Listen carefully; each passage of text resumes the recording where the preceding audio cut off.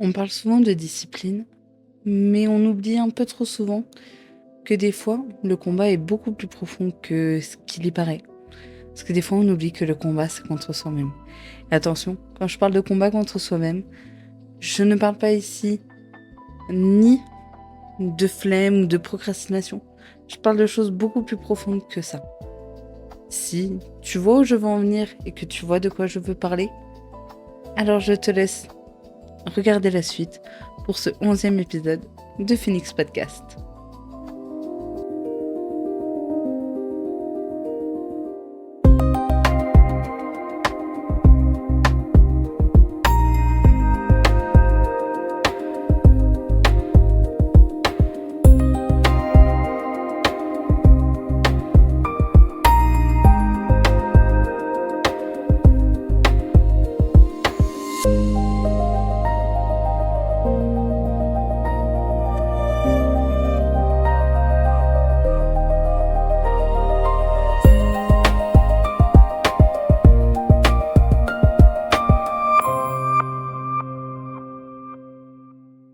Et bienvenue dans ce 11e épisode de Phoenix Podcast. J'espère que vous allez bien en ce début de semaine, moi ça va. Aujourd'hui, j'ai envie de faire un épisode un peu différent d'habitude. Alors attention, c'est toujours honnête, mais un peu différent dans le sens peut-être un peu plus humain, plus qu'avec un discours motivant, plus réel tout simplement. Parce qu'on parle souvent de discipline, et ça vous l'aurez bien compris si vous suivez des podcasts assez régulièrement. Mais on parle surtout de discipline comme si au final tout le monde partait du même point et comme si tout le monde avait la même vie. Sauf que le problème, c'est qu'on commence pas tous du même point. Et non, ce n'est pas juste un problème de motivation. Et le véritable problème est bien plus profond que ça et vous allez le comprendre au travers de cet épisode-là. Alors prenez place et c'est parti pour ce 11e épisode.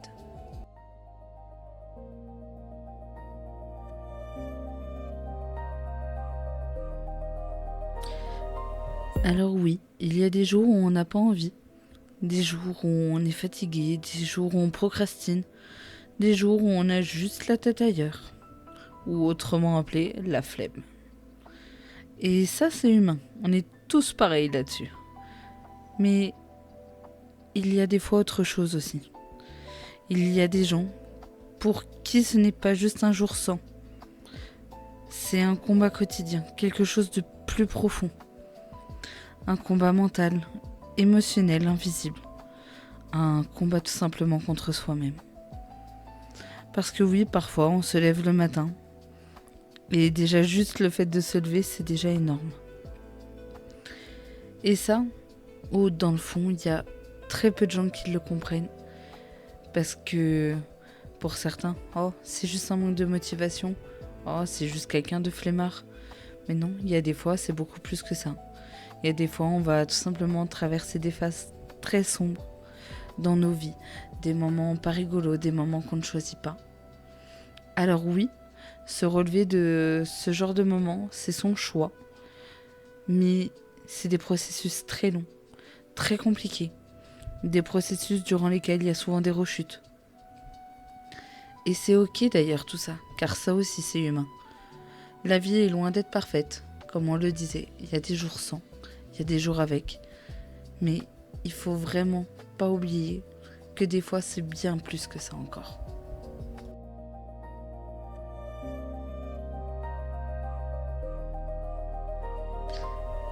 Alors oui, c'est normal qu'on glorifie beaucoup la discipline, car la discipline c'est la base.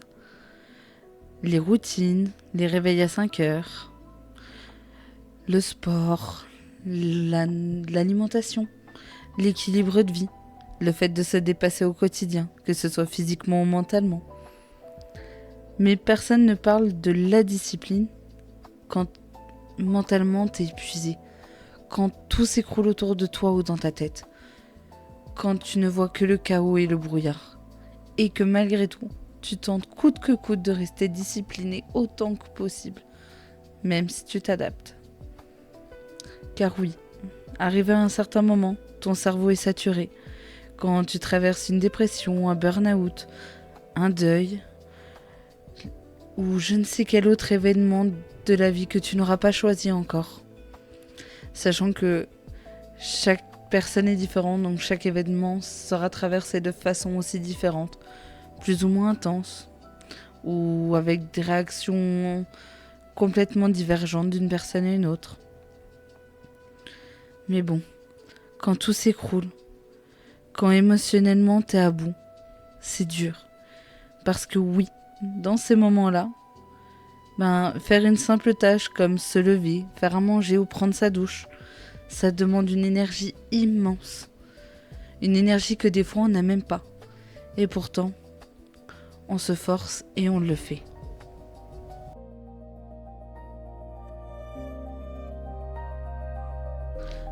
Un véritable combat contre soi-même. Je sais, ça peut paraître simple et évident, dit comme ça. Mais je pense que je me trompe pas en disant que le véritable sujet de cet épisode, ce sont ces quelques mots. Un combat contre soi-même. Car oui,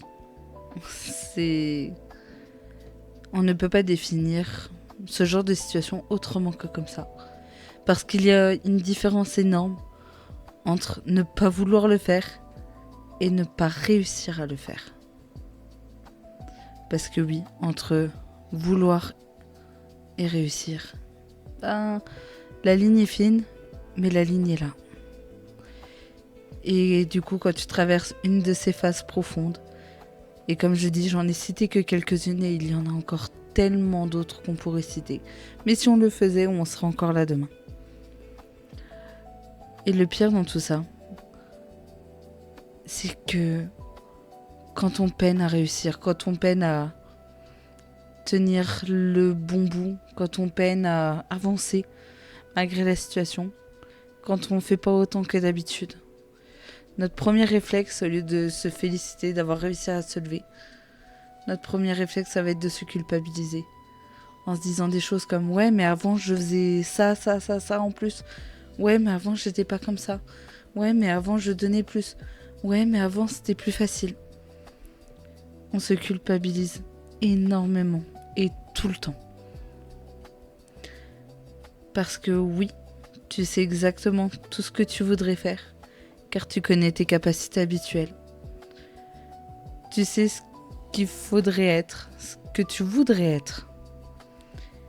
Et tu sais exactement en plus ce que tu veux construire. Tu connais tes ambitions, tu connais tes rêves et tes objectifs. Mais mentalement, voire même physiquement, tu suis pas du tout. T'arrives plus à suivre. Ta tête lâche et ton corps aussi. Et ce décalage du coup qui se crée, même inconsciemment au début, ce décalage-là, ça te détruit. Et tu te retrouves plus aligné avec ce que tu étais et surtout ce que tu veux devenir. Et c'est bien pour ça qu'on parle de vrai combat contre soi-même. Tu sais ce que tu veux t'en sortir, tu sais que le chemin va être long, qu'il y aura des hauts, des bas, des remontées, des rechutes. Et pourtant, ton seul objectif actuellement, ça va pas être celui que tu avais de base. Ton objectif actuel, il va être simple. Te relever, tenir et surtout te relever pour reprendre ta vie là où tu l'avais laissée.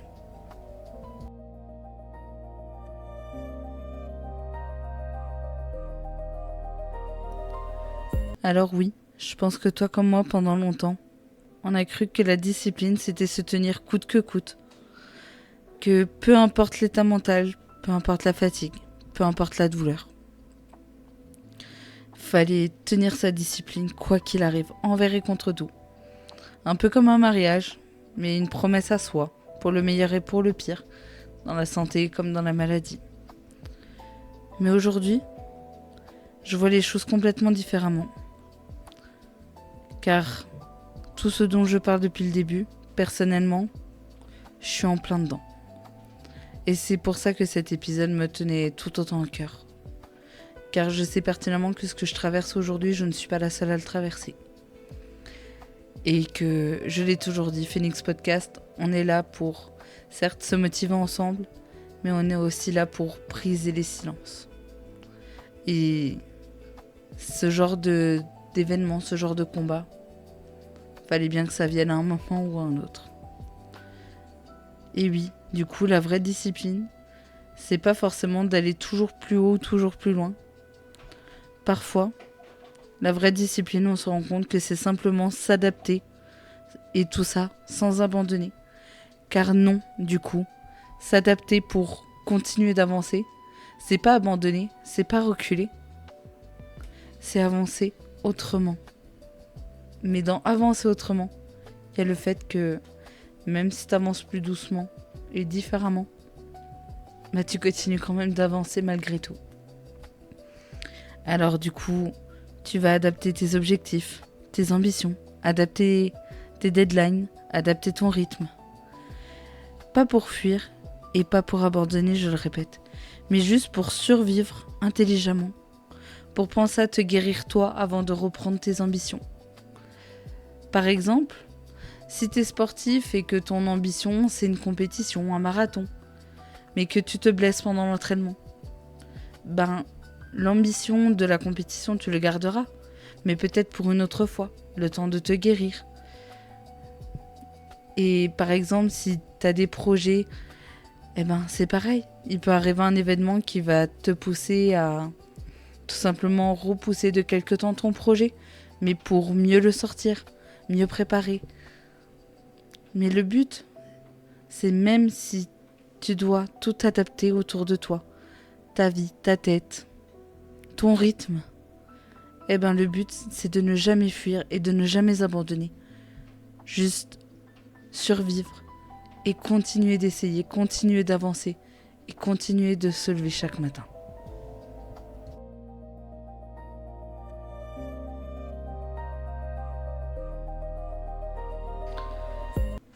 Et tu sais quoi ? Pour avancer quand tu traverses ça, il y a bien une chose que j'ai compris. Il y a une chose principale qu'il faut arrêter pour tenter d'avancer. Il faut arrêter de se comparer. Mais attention, je parle pas forcément de se comparer à des inconnus ou à des proches. Déjà, il faut arrêter de se comparer à soi-même.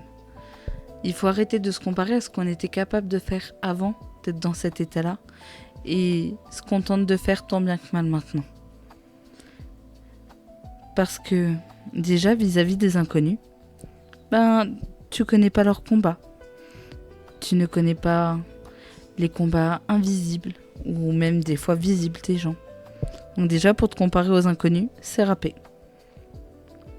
Parce que oui, tu ne sais pas ce que quelqu'un peut traverser mentalement. Tu ne connais pas l'état émotionnel des gens. Tu connais pas non plus leur charge mentale. Donc, tu ne peux pas comparer ton rythme avec celui de quelqu'un d'autre. Ça n'a pas de sens. Et au fond, se comparer à soi-même, c'est la même chose.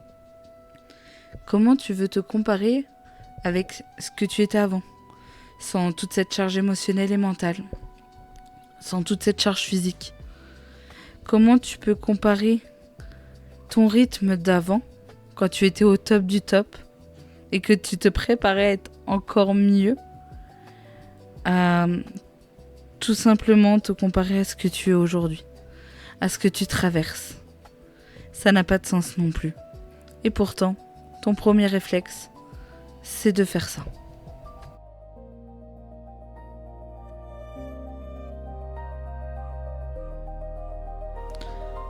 En fait, je crois qu'il faut dire quelque chose de très simple. Qu'il faut faire quelque chose de très simple, d'évident, mais pour autant qu'on essaie d'esquiver. Par peur que ça n'avance pas comme on veut. Tout simplement, il faut continuer. Parce que non, ce n'est pas toujours avancer vite qui compte. Parfois, c'est continuer sans abandonner, comme on le disait plus tôt.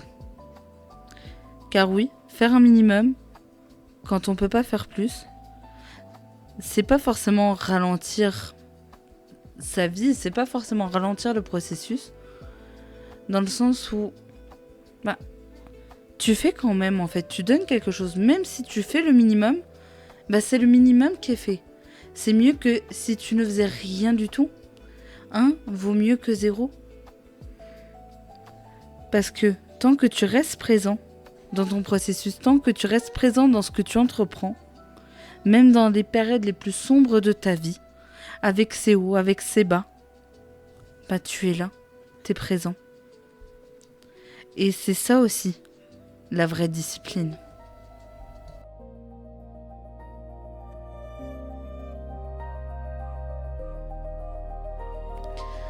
Alors oui, je sais qu'aujourd'hui la tendance est de romantiser sa vie. Mais s'il y a bien une chose qu'il faut arrêter de romantiser et d'idéaliser, c'est la discipline parfaite. Parce que la vraie vie, elle est beaucoup plus complexe que ça.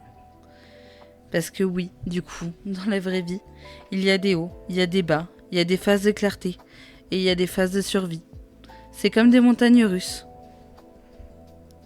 Mais le plus important, comme on le disait, c'est de continuer à revenir à soi, même lentement, même différemment, même abîmé. Le plus important, c'est même si tu avances autrement, même si tu dois t'adapter et continuer à ajuster, c'est ça la vraie vie. Alors oui, c'est pas toujours facile. Oui, même si après coup on se dit « Ah, mais c'était si évident que ça, alors pourquoi j'ai mis du temps ?» On avance tous différemment, on avance tous à son rythme. Alors non, c'est pas utile de se comparer, que ce soit aux autres ou à soi-même. Non, ce n'est pas utile de se culpabiliser, même si, attention, je sais très bien que c'est plus fort que soi. Mais déjà, la chose importante à rappeler, c'est que le plus dur, ce n'est pas le regard des autres, c'est son propre regard sur soi. Et qu'au-delà de la déception qu'on pense donner aux autres, en fait, la première personne qu'on va décevoir, c'est soi-même. Alors oui, on a beau anticiper sa vie et optimiser sa vie pour que ça se passe au mieux, il y a des événements et des choses qu'on ne choisit pas. La seule chose qu'on peut choisir, c'est son avenir, donc de se relever. Mais attention, il ne faut absolument pas oublier que oui, le chemin est long. Oui, le chemin sera périlleux. Mais le principal, c'est d'essayer, de se lever et de continuer, et ça tous les jours. Car non, du coup, tu l'auras compris. La discipline, c'est pas la perfection. Ça, c'est bien dans les films ou dans les romans. La vraie discipline, c'est de continuer de se battre chaque jour pour obtenir tout ce qu'on veut. Pour obtenir ses objectifs et ses ambitions. C'est ça la vraie discipline. Je te remercie d'avoir écouté ce 11e épisode de Phoenix Podcast. Et je te donne rendez-vous ce dimanche à 19h pour le 12e épisode. En attendant, je te souhaite une bonne semaine et je te laisserai me donner ton point de vue sur cet épisode dans les commentaires. Et du coup, à très vite dans Phoenix Podcast.